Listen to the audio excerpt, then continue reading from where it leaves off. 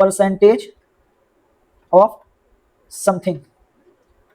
तो देखिए ये तो अभी आपने सीख लिया है कि अगर आपको निकालना है a% ऑफ b, जैसे कि इसका a% सबसे पहले कि आप ये समझिए a% ऑफ b मतलब जैसे मैं आपको बोला था कि 42% ऑफ 500 या मान लीजिए 20% ऑफ 200, ये आपका a% ऑफ b हो गया। लेकिन a% ऑफ b का इसका मतलब क्या होता है?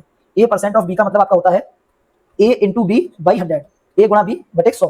ठीक है, तो चलिए मान लीजिए आपको दिया गया है यहाँ पर कि मान लीजिए 30% ऑफ 80, तो यहाँ पे तो वही तरीका है जैसे फॉर्मूले की तरह से 30 बटे 100 गुणे 80 करें, फिर यहाँ से 2 जीरो काटें और आपका आंसर 24 आ जाए। या इसका सेकंड मेथड, इसका सेकंड मेथड हमारा क्या है? इसका सेकंड मेथड हमारा वो वाला होगा कि 30% ऑफ 80 दिया गया है, परसेंट यानी 2 जीरो, तो 1 जीरो ये गया, 1 जीरो ये गया, यहाँ से सीधा 8 24 आपका आ गया। या आपका थर्ड मेथड आपको दिखाते हैं। देखिए ये सारे मेथड जानने आपके लिए जरूरी है, क्योंकि एग्जाम में आपको कौन सा मेथड कब लगाना पड़ जाए आप कह नहीं सकते। कौन सा मेथड आपको किस क्वेश्चन को करने में आसान लगे, किस मेथड से करने से आपका समय बचे, वो आपको समझना पड़ेगा एग्जाम में। इसलिए आपको चारों के चारों मेथड आने चाहिए। हम आपको 4 मेथड बताएंगे टोटल। ठीक है, तो अब यहाँ पर हम एक चीज और कर सकते हैं कि यहाँ से सीधे हम एक चीज कर लें कि यहाँ पर जैसे कि 30% ऑफ 80 दिया गया है।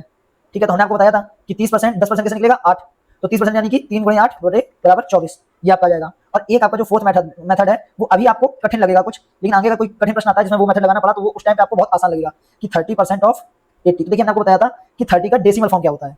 30 का जैसे आप डेसिमल फॉर्म निकालेंगे तो 30/100 यानी कि आपका 0.3 आएगा। तो यहाँ पर हम सीधे 0.3 मल्टीप्लाई 80 कर देंगे, तो ये भी हमारा 24 आंसर इसका हो जाएगा।